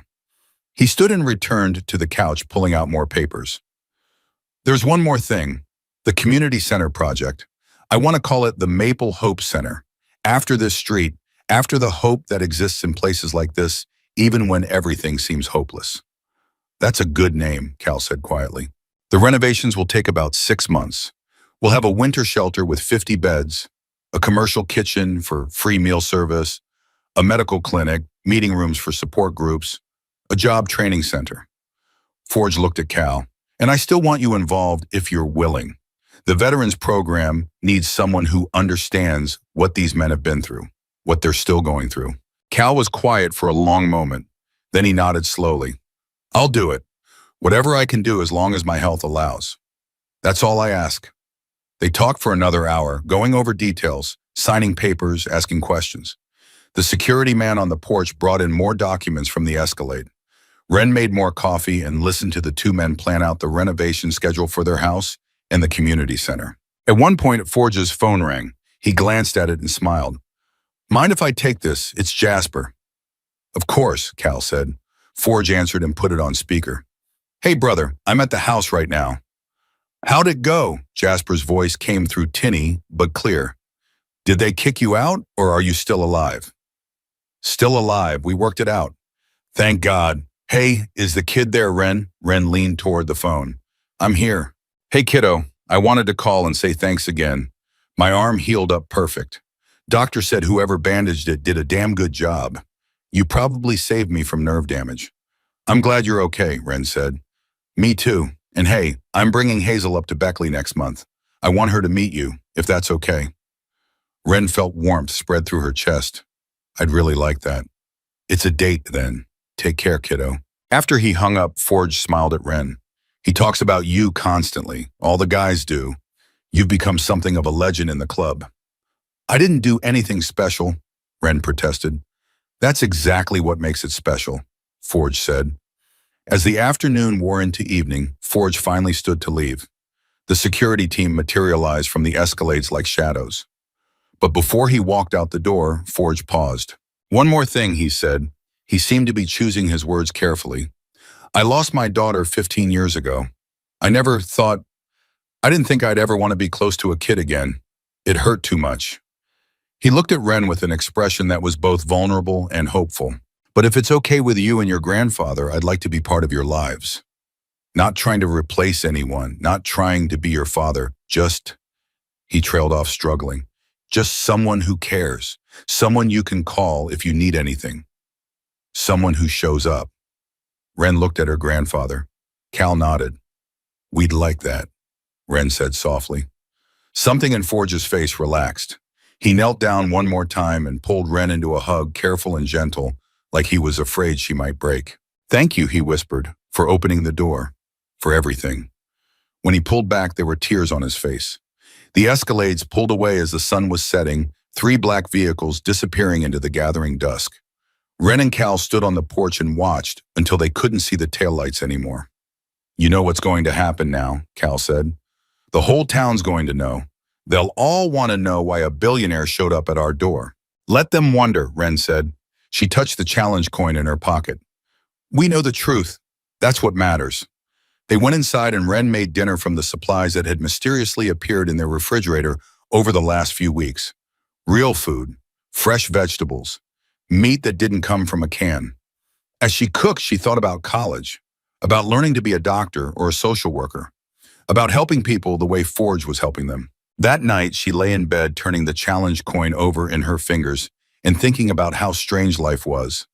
3 weeks ago, she'd been a girl with nothing, living in a falling down house with her dying grandfather trying to make 3 cans of soup last a week. Now she had everything, and it had all started with 3 knocks on the door in the middle of a blizzard. But the town of Beckley had other ideas about what was happening. Over the next few days, word spread fast. A billionaire had come to Maple Hollow. The Hells Angels were involved somehow. The Sawyer girl and her grandfather were suddenly getting help from some mysterious benefactor. Theories flew. Some people said the bikers had threatened the old man, extorted him somehow. Others said it was drug money being laundered through charitable donations. Mrs. Pike from the church prayer group started a whispered campaign about how suspicious it all was, how people didn't just give away that kind of money without wanting something in return. The Beckley Town Council called an emergency meeting. Wren didn't know about any of this until Cal got a letter in the mail, official town letterhead, informing him that the council had voted to reject the permit application for the Maple Hope Center renovation. Cal read it out loud at dinner, his hands shaking with more than just illness. The council has determined that the proposed community center project poses potential risks to public safety and community values. The association with known motorcycle club members and the unclear source of funding raise concerns that cannot be adequately addressed at this time. Your permit application is hereby denied. He set the letter down and looked at Wren with devastated eyes. They're saying no because of the Hells Angels connection, because they think Forge and his brothers were criminals. Wren felt anger flare hot in her chest. But they saved your life. They helped us. How can people not see that? People see what they want to see, Cal said tiredly. And a bunch of bikers with tattoos? That's an easy story to tell, easier than the truth. That night, Wren lay awake in bed, staring at the ceiling. The community center would have helped so many people. Veterans who needed support, families who needed food, people like her and Cal who were barely hanging on. And the town was saying no because of fear, because of prejudice, because they decided who the Hells Angels were without ever meeting them, without ever seeing Sully save her grandfather's life, or Ratchet quietly fix their door, or Jasper show her a photo of his daughter with tears in his eyes. It wasn't fair. It wasn't right. Wren sat up in bed. She turned on her lamp and pulled out a notebook and a pen from her school bag. If the adults wouldn't listen, maybe she'd have to make them listen. She started writing. Dear neighbors and friends of Beckley. It took her 3 hours to write the letter. She revised it 4 times, crossing out words and rewriting sentences until her hand cramped. When she was finally satisfied, she read it over one last time. Then she carefully copied it out by hand 50 times. 50 identical letters, each one addressed to a different family in Beckley. Families she knew were struggling. Families who might need the community center even if they didn't know it yet. The letter was simple. My name is Wren Sawyer. I'm 11 years old. 3 weeks ago, during the blizzard, 5 men knocked on our door. They were Hells Angels bikers, and they were dying. One was bleeding badly. Another was hypothermic. They'd knocked on 6 other doors, and everyone turned them away because they were scared. I opened the door. My grandfather and I took them in. We gave them everything we had, which wasn't much. Some hot chocolate made from our last milk. Bandages for the injured one. A warm place to sit while the storm passed. Those men saved my grandfather's life that night. When he couldn't breathe, one of them, who used to be a medic, knew exactly what to do. If they hadn't been there, my grandfather would have died and I would be in foster care right now. One of those bikers is Donovan Huxley. You might know him as Forge. He's the CEO of Huxley Fraud Solutions and one of the richest men in the Midwest. He wants to turn the old community center into a place where people can get help. Free meals, shelter from the cold, support for veterans, job training. The town council is trying to stop this because they're afraid of the Hells Angels. They think bikers are criminals. They think this is about drugs or violence. But I've met these men. I've seen them cry about brothers they lost and daughters they miss. I've seen them fix things without being asked and treat a stranger's house with more respect than most people treat their own homes. They're not criminals. They're people who've been hurt and who want to help others who are hurting too. If you think the Maple Hope Center would help you or your family, please sign your name at the bottom of this letter and mail it to the address below. The council needs to know that Beckley needs this, that people matter more than fear. Thank you, Wren Adeline Sawyer. She'd included a self-addressed stamped envelope with each letter using stamps from the roll Cal kept in the desk drawer. It took most of their stamp supply, but Wren didn't care. Over the next 2 days, she walked all over Beckley delivering letters. She slipped them into mailboxes and under doormats. She left them in the library and the laundromat in the diner. She didn't tell her grandfather what she was doing. She just told him she was taking walks to get some exercise. Then she waited. The responses started coming back 4 days later. One envelope in the mailbox, then three, then seven, each one containing a letter with a signature at the bottom and sometimes a note scrawled in the margins. Yes, we need this. Thank you for speaking up. The Morrison family. God bless you, child. My husband is a veteran and he needs help. Margaret Thompson. We've been living in our car. Please make this happen. Unsigned. By the end of the week, Wren had received 43 letters back. 43 families saying yes, they needed help. Yes, they supported the Maple Hope Center. Yes, they believed that people mattered more than fear. On Saturday morning, Wren put all 43 letters in a manila folder. She dressed in her nicest clothes, which was just a clean pair of jeans and a sweater without holes. She brushed her hair until it shined and put the challenge coin in her pocket for luck. Where are you going? Cal asked as she headed for the door. To the town council meeting, Wren said. They meet every other Saturday at 10 o'clock in the courthouse. Cal's eyes went wide. Wren, you can't just walk into a council meeting? Why not? I'm a citizen of Beckley. I have a right to speak. But you're 11 years old. Doesn't make me wrong, Wren said. She kissed her grandfather on the cheek. I'll be back in a few hours. The walk to the courthouse took 20 minutes. Wren's heart pounded the whole way, but she kept putting one foot in front of the other. When she reached the old brick building with its white columns and American flag, she took a deep breath and walked up the steps. Inside, a bored-looking secretary sat at a desk reading a magazine. She glanced up when Wren entered. Can I help you, honey? I'm here for the town council meeting, Wren said, trying to sound confident. The secretary blinked. Are you lost? Do you need me to call your parents? I'm not lost. I'm Wren Sawyer. I'd like to speak at the public comment period. Sweetie, the council meeting isn't really for kids. The Beckley Town Charter says any resident can speak during public comment, Wren said. She looked it up at the library. I'm a resident. I want to speak. The secretary stared at her for a long moment. Then she sighed and pulled out a clipboard. Name and address. Wren Sawyer, 1247 Maple Hollow Road. And what do you want to speak about? The Maple Hope Center permit application. The secretary's eyebrows shot up. That's what you want to talk about. How do you even know about that? My family is involved. Please put me on the list. The secretary shrugged and wrote her name down. Meeting room is on the second floor. They start in 10 minutes. Public comment is at the end. Wren climbed the stairs slowly, the manila folder clutched against her chest. At the top, she found a room with rows of chairs facing a long table where 7 people sat looking over papers and talking in low voices. A few other people were scattered in the audience chairs. Wren recognized Mr. Harley Pike and his wife, Mrs. Caldwell from the wealthy family that owned the hardware store. A few others she'd seen around town but didn't know by name. She sat down in the back row and waited. Her hands were sweating. The challenge coin felt heavy in her pocket. The meeting started with administrative business that Wren didn't understand. Budget reports, zoning updates, road maintenance schedules. She sat through it all, watching the 7 council members and trying to figure out which ones might listen and which ones had already made up their minds. Finally, after what felt like hours, the council president, a heavy-set man named Vernon, cleared his throat. We'll now move to public comment. Anyone who signed up to speak will have 3 minutes. First on the list is, he frowned at the paper, Wren Sawyer. Wren stood up. Every eye in the room turned to her.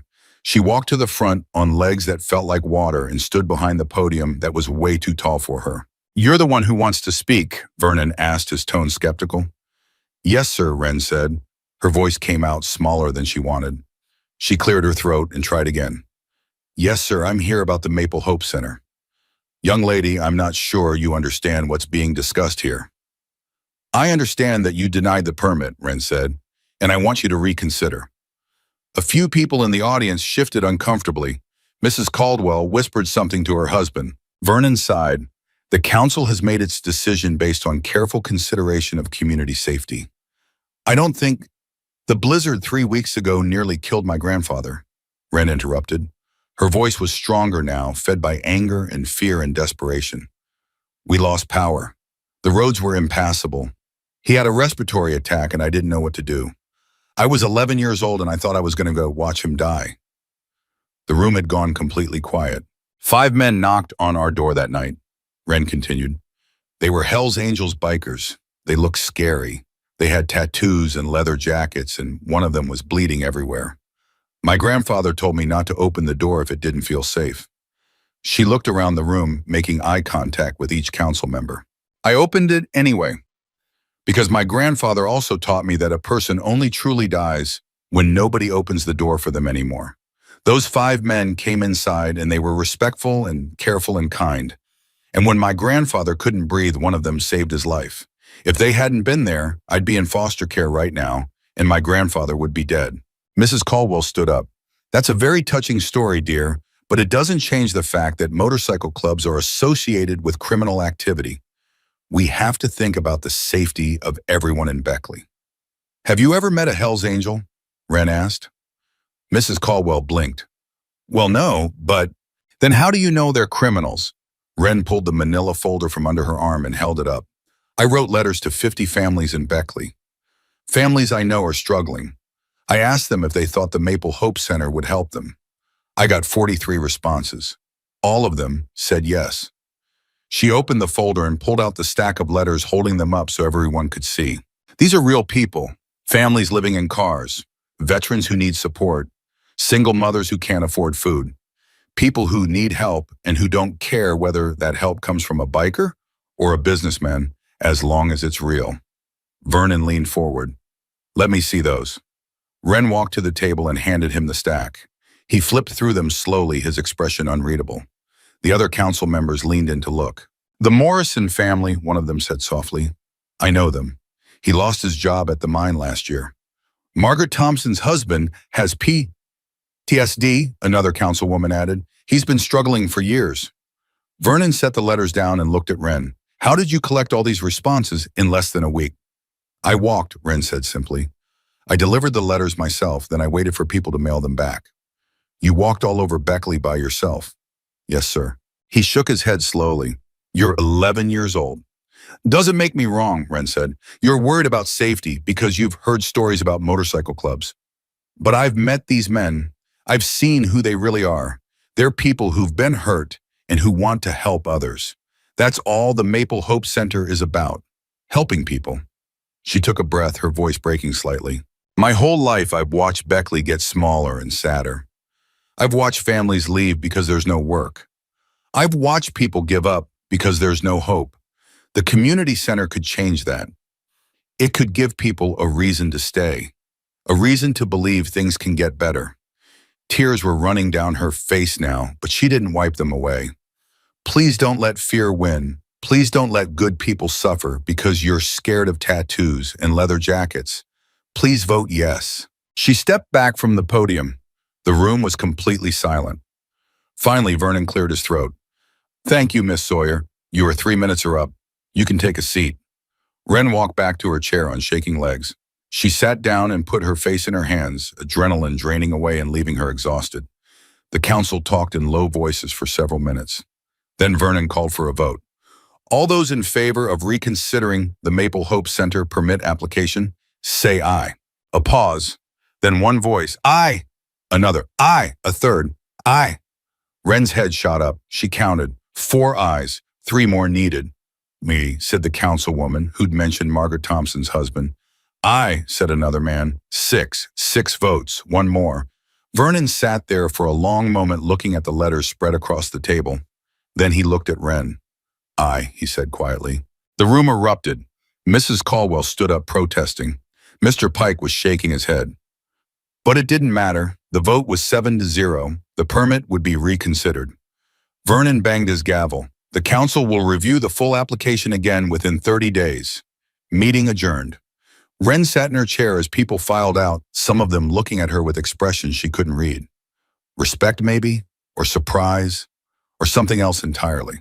When the room was almost empty, Vernon came down from the table and sat in the chair next to her. That was brave, he said, what you did.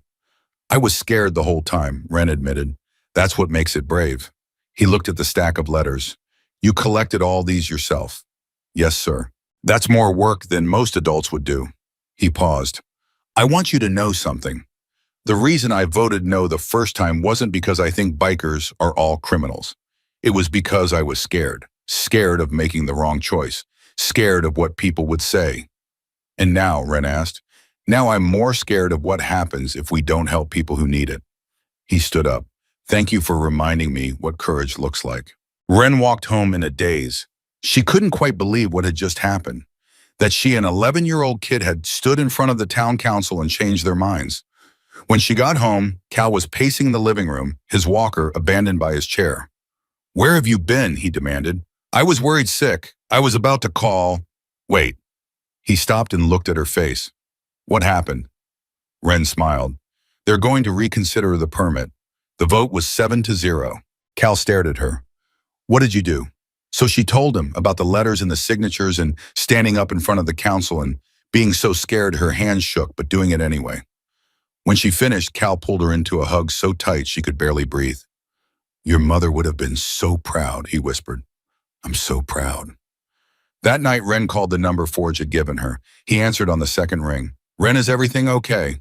"The town council is going to reconsider the permit," she said. "I went to the meeting and I got them to vote yes." There was silence on the other end. Then Forge's voice thick with emotion. "You did what?" She told him the story. When she finished, he was quiet for a long time. "Kiddo," he finally said, "do you have any idea how incredible you are?" "I just did what needed to be done," Ren said. The same thing she always said. "That's what makes it incredible." He paused. "I'm coming back to Beckley next week. I want to be there for the second vote. And I'm bringing my lawyers and my PR team and anyone else who can help make sure this happens." "You don't have to do that." "Yes, I do. You went to war for this, Ren. The least I can do is show up to help you win." After she hung up, Ren went to her room and lay on her bed with the challenge coin pressed against her palm. She thought about opening doors, about choosing kindness over fear, about being brave even when you're scared. And she thought about how sometimes one small action, one moment of courage, could change everything. 3 weeks later, as Beckley Town Council voted unanimously to approve the permit for the Maple Hope Community Center. Forge was there along with Jasper, Ratchet, Sully, and Jake. Cal was there in his wheelchair. And Ren sat in the front row watching as 7 people chose hope over fear. When the final vote was cast, Forge turned to look at her and smiled. And Ren smiled back, knowing that this was just the beginning. The spring that followed was unlike anything Ren had ever experienced. For the first time in her life, she woke up without the immediate weight of worry pressing on her chest. The refrigerator stayed full. The heating worked. Her grandfather's medications sat in neat rows on the bathroom counter, never running low. But the biggest change was the construction. Pike and Sons showed up in early March with 2 trucks full of materials and a crew of 5 men who worked through rain and cold to transform the small house at the end of Maple Hollow. They stripped off the old roof and replaced it with new shingles in a deep charcoal gray. They tore out the ancient furnace in the basement and installed a new heating system that actually kept every room warm. They rewired the electrical, replaced the plumbing, added insulation to walls that had been bleeding heat for decades. Through it all, Ren and Cal lived in organized chaos. They ate dinners surrounded by sawdust and paint cans. They slept to the sound of hammers and drills, and they watched their broken-down house slowly transform into something that felt solid and safe and permanent. Dale Pike stopped by every few days to check on the work. He always made a point to talk to Ren, treating her like an adult rather than a kid. "You know what the guys are saying?" he told her one afternoon as they stood on the new front porch, watching his crew install energy-efficient windows. "They're saying this is the most important job they've done in years, because it's for the kid who stood up to the town council." Ren felt her cheeks heat. "I didn't do anything that special." "You did something most adults wouldn't have the courage to do." Dale leaned against the porch railing, which no longer wobbled.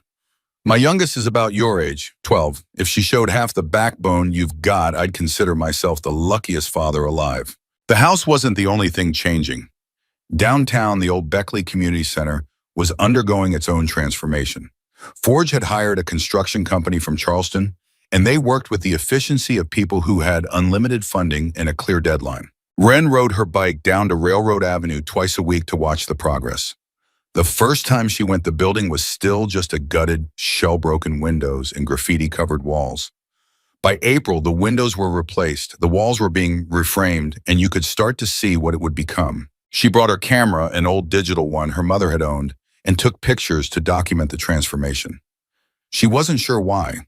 Maybe because she wanted proof that this was real, that it wasn't just going to disappear like so many other promises made to Beckley over the years. One Saturday morning in late April, she was standing across the street photographing the new sign being installed when a Harley pulled up behind her. She turned to see Jasper taking off his helmet, a grin on his face. "Hey, kiddo, heard you've been documenting our progress." Ren smiled. "Someone should. This is important." "Yeah, it is."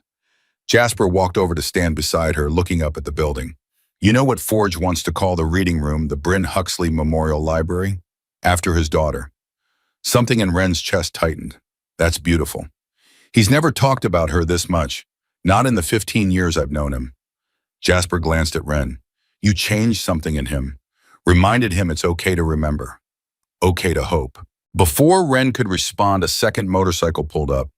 Then a third, Ratchet and Sully both grinning like they had a secret. "We came to take you to lunch," Ratchet announced, "if your grandpa says it's okay." Cal, who'd been sitting on the porch at home when Ren left that morning, had given her a cell phone just last week. One of the cheap prepaid ones, but it meant she could call him. She did now, and he agreed, making the bikers promise to have her home by 3. They ended up at Rosie's Diner on Main Street, a place with red vinyl booths and a jukebox that still played actual records. People stared when the 3 massive bikers walked in with a skinny 12-year-old girl, but nobody said anything. The owner, Rosie herself, a woman in her 60s with silver hair and sharp eyes, just smiled and showed them to a booth. Over burgers and fries, the bikers told stories. Ratchet talked about the time he and Forge rode from Chicago to Los Angeles in 3 days straight, sleeping in shifts. Sully described working as a medic in a field hospital during the Gulf War, the soldiers he saved and the ones he couldn't. Jasper showed Ren new pictures of Hazel, who was learning to ride a bicycle. "She asked about you," Jasper said. "The girl who saved her daddy. I told her you're brave and smart and kind. She wants to be like you when she grows up." Ren didn't know what to say to that. She just ducked her head and focused on her fries. When the check came, all 3 bikers reached for it at once. They ended up playing rock, paper, scissors to see who would pay, and Sully won, or lost, depending on how you looked at it. As they were leaving, Rosie called out from behind the counter, "You're the Sawyer girl, aren't you? The one who spoke at the council meeting." Ren nodded. "My son's a veteran. Afghanistan. He's been struggling something fierce since he got back. Can't hold a bee, can't sleep, just..." She trailed off, her eyes wet. "Your community center, the veterans program. You think it could help someone like him?" "That's exactly who it's for," Sully said gently. "When it opens, you bring him by. We'll make sure he gets what he needs." Rosie nodded, wiping her eyes with her apron. "Thank you, all of you." Outside, standing by their motorcycles in the spring sunshine, Ratchet turned to Ren. "You see that? That's what you did. You gave people like Rosie's son a chance." "We all did it," Ren corrected. "Together." "Yeah," Jasper agreed. "Together." Through the spring and into summer, the construction continued. Ren finished 6th grade with straight A's, her first report card, without a single worry about whether she'd be able to stay in school or whether Cal would be alive to see her graduate. Her teacher, Mrs. Morrison, pulled her aside on the last day. "I want you to think about taking advanced classes next year," she said. "You're bright enough for the honors track, maybe even college prep courses when you hit high school." College. The word still felt strange and distant and impossibly wonderful. At home, Cal was getting stronger. Not cured, nothing could cure 30 years of coal dust in his lungs, but better. The new heating meant he wasn't constantly fighting to stay warm. The medications Forge's foundation paid for were better quality than what he'd been able to afford before. He could walk around the house without his walker most days. He could sit on the porch and drink coffee without coughing until he couldn't breathe. And he'd started going to the VA hospital in Charleston once a week for a support group. Sully drove him there and back, the 2 veterans talking about things Ren knew her grandfather would never discuss with her. The weight of service, the guilt of survival, the long road of learning to live with what you'd seen and done. Forge came to Beckley every 2 weeks like clockwork, sometimes in the Escalades with his security team, sometimes on his Harley wearing his leather cut, depending on what kind of business he had in town. He'd stop by their house, drink coffee with Cal, ask Ren about school, check on the construction progress. One evening in June, he showed up with a large portfolio under his arm. He spread architectural drawings across their new kitchen table, showing them the final plans for the Maple Hope Center. The main floor is the winter shelter, he explained, pointing to different sections of the blueprint. 50 beds, private sections for families, showers, laundry facilities. The kitchen can serve 300 meals a day. Second floor is all services, medical clinic here, counseling rooms here, job training center with computers and internet access here. He pulled out another sheet. And this is the Bryn Huxley Memorial Library, reading room, kids area, study spaces. I've already bought 5,000 books to stock it. Everything from children's picture books to auto repair manuals. Cal studied the drawings with his reading glasses perched on his nose. This is more than a community center. This is a lifeline. That's the idea. Forge looked at Ren. I want your input too, kiddo, especially on the kids' areas. What would have helped you when things were hard? Ren thought about the long winters, the empty afternoons, the feeling of being trapped in a house that was too cold and too small with nothing to do but worry. A place that felt safe, she said finally, where kids could go after school, where they could do homework or read or just sit somewhere warm, where there were adults who cared but didn't judge. Forge nodded slowly, making notes on a pad. After-school program, tutoring, safe space. Got it. And food, Ren added quietly. Sometimes kids don't eat much at home. If there were snacks or even a meal program. Done, Forge said. He looked at her with an expression of such understanding that Ren had to look away. He knew she was talking about herself, about all the times she'd gone to bed hungry because they were stretching the groceries until the next check came. The Maple Hope Center opened its doors on December 15th, exactly 1 year and 1 week after the blizzard that changed everything. The opening ceremony was held on a cold Saturday morning with clear blue skies and enough of a crowd that they had to set up folding chairs in the parking lot. It seemed like everyone in Beckley had turned out. Families Ren had written letters to, veterans from Cal's support group, teachers from her school, Rosie from the diner with her son, a young man with hollow eyes who stood close to his mother like he might disappear if he let go. The press was there too, local news crews from 3 different stations, a reporter from the Charleston Gazette, even someone from a state TV station in Pittsburgh who'd heard about the girl who'd stood up to her town council. Ren stood backstage in the community center's new auditorium, wearing a green dress that Forge had insisted on buying for her, and felt her stomach churn with nerves. I don't know if I can do this, she told Cal, who sat in his wheelchair nearby. He'd been having a bad week with his lungs and couldn't stand for long periods. You stood in front of the town council when you were 11, Cal reminded her. This is just more of the same. This is different. There are cameras. The cameras don't matter. The people matter. He reached out and took her hand. Just tell them the truth. That's all you've ever done. When it was time, Ren walked out onto the small stage and stood behind the microphone. The auditorium was packed. Every seat filled, people standing along the walls. She found Forge in the front row, sitting between Jasper and Ratchet. He gave her a small nod. Ren took a breath and began. My name is Ren Sawyer. Most of you know me as the girl who opened the door during the blizzard, but that's not really who I am. She paused, organizing her thoughts. I'm the girl whose mother died of an overdose when I was 6. I'm the girl whose father left because taking care of me was too hard.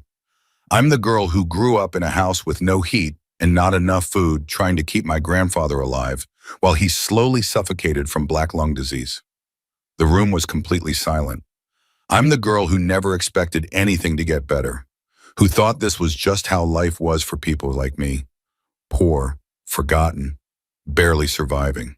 She looked out at the crowd and found Rosie's son, found Mrs. Morrison, found all the faces of people who understood exactly what she was talking about. But then 5 strangers knocked on my door, and when I opened it, everything changed. Not because they had money, though that helped, but because they saw me, really saw me. Not as a charity case or a problem to solve, but as a person who mattered. Her voice cracked, but she pushed through. This building isn't about one night in a blizzard. It's about every cold night, every empty stomach, every person who thinks nobody cares whether they live or die. It's about opening doors, about believing that kindness matters even when everything tells you it doesn't. She gripped the sides of the podium. My grandfather taught me that a person only truly dies when nobody opens the door for them anymore. The Maple Hope Center is that open door for anyone who needs it, for as long as they need it. No questions asked, no judgment given. She looked directly at the cameras now. If you're watching this and you're struggling, if you're caught or hungry or scared, if you think nobody cares, you're wrong. This place cares. We care. Come find us. We'll leave the door open. When she finished, the applause was thunderous. People stood. Some were crying. Wren saw Rosie with her arm around her son, both of them with tears streaming down their faces. She stepped back from the microphone and Cal was there, having gotten out of his wheelchair with Sully's help. He pulled her into a hug and whispered, "Your mother would be so proud. I'm so proud." After the speeches, there was the ribbon cutting. Wren stood between Forge and Cal, holding the oversized scissors. Cameras flashed. The ribbon fell away. The doors officially opened. Inside, people streamed through the renovated building. They toured the winter shelter with its rows of clean beds and private family areas. They saw the industrial kitchen that smelled like fresh bread and soup. They explored the second floor with its medical clinic and counseling rooms and the job training center with 20 brand new computers. And they stood in quiet reverence in the Bryn Huxley Memorial Library, where 5,000 books lined the shelves and afternoon sunlight poured through tall windows onto reading chairs and study tables. Forge stood in the center of the library for a long time, not moving, just looking at the brass plaque on the wall. In memory of Bryn Huxley, who loved stories and believed in happy endings. Wren stood beside him, not saying anything. After a while, he put his hand on her shoulder. "Thank you," he said quietly, "for giving me a reason to remember her with joy instead of just pain." That evening, after most of the crowds had left and the cameras had packed up, Wren found herself back in the building with just the bikers and Cal. They sat in the library in the comfortable chairs and talked about nothing important. The weather, Jasper's latest pictures of Hazel, Ratchet's new motorcycle project. It felt like family, this strange patchwork family that had formed around one act of kindness on the coldest night of the year. Around 7 o'clock, the sound of the front door opening echoed through the building. Then voices, tentative, uncertain. Wren got up and walked to the library by door. Down in the main hall, she saw a young woman, maybe early 20s, holding a small boy bundled in a thin jacket. The woman looked exhausted and frightened, her eyes darting around like she expected to be thrown out at any moment. Wren walked down the stairs slowly so she wouldn't startle them. "Hi," she said gently. "Can I help you?" The woman's eyes filled with tears. "I'm sorry I saw the news about this place opening. They said it was a shelter. My car broke down about 2 miles from here, and it's getting dark and cold, and I don't have anywhere to go." She clutched her son tighter. "I called my sister, but she's 3 hours away and can't come until tomorrow. I just need somewhere safe for tonight. Please, I can pay a little. I have maybe $20. Wren felt something shift inside her chest. A recognition, a memory of standing on the other side of being the one who needed help. She thought about her grandfather's words, about 3 knocks on the door in the middle of a blizzard, about opening that door even when you're scared. "Come inside," Wren said, stepping aside. "It's warm in here. We have food and beds, and you don't need to pay anything." The woman stared at her like she couldn't believe what she was hearing. "Really? Really?" Wren smiled. "What's your name?" "Marin, and this is Noah." She looked down at her son, who was maybe 3 years old with wide eyes and a runny nose. "I'm Wren. Come on, let me show you where you can stay tonight." As she led Marin and Noah through the building, explaining where everything was, showing them the shelter area with its clean beds and warm blankets, Wren felt something settle deep in her bones. This was what it was all for, not the ribbon cutting or the cameras or the speeches. This moment, a frightened mother and her cold child finding a place that said, "You matter, you're safe, we won't turn you away." She got them settled in one of the family sections, brought them soup and bread from the kitchen, found clean clothes in the donation closet that would fit them both. Noah was shivering so hard his teeth chattered. Wren wrapped him in 3 blankets and sat with him until his shaking stopped. When she finally returned to the library, she found Forge standing at the window looking out at the dark street. "That's what you saw that night, isn't it?" she said, coming to stand beside him. "When we opened the door for you." "Yeah," Forge said quietly. "That's exactly what I saw. Someone offering help when they didn't have to, when it would have been easier and safer to say no." He turned to look at her. "You did it again just now. Marin and Noah, you didn't hesitate." "Why would I hesitate?" Wren asked. "They needed help. Most people would have gotten an adult. Let someone else handle it." "I am handling it," Wren said simply. Forge smiled, and there was something like wonder in his expression. Yeah, you are. The winter that followed was the coldest in 20 years. Not as bad as the blizzard that started everything, but cold enough that people struggled.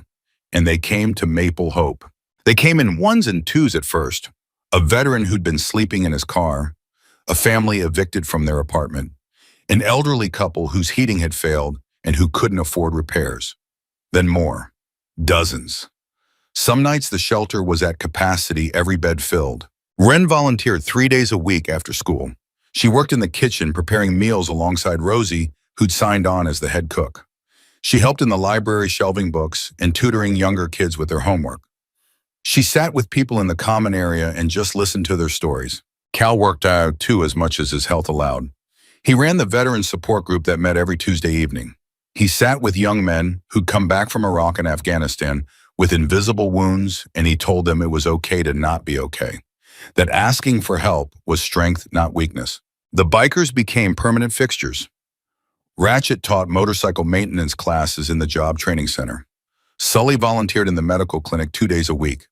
Jasper brought Hazel up every other weekend, and the little girl would play with the children, staying in the shelter, sharing her toys and her laughter. And Forge. Forge was there constantly in one way or another, sometimes in person, sometimes on the phone, always making sure the center had what it needed.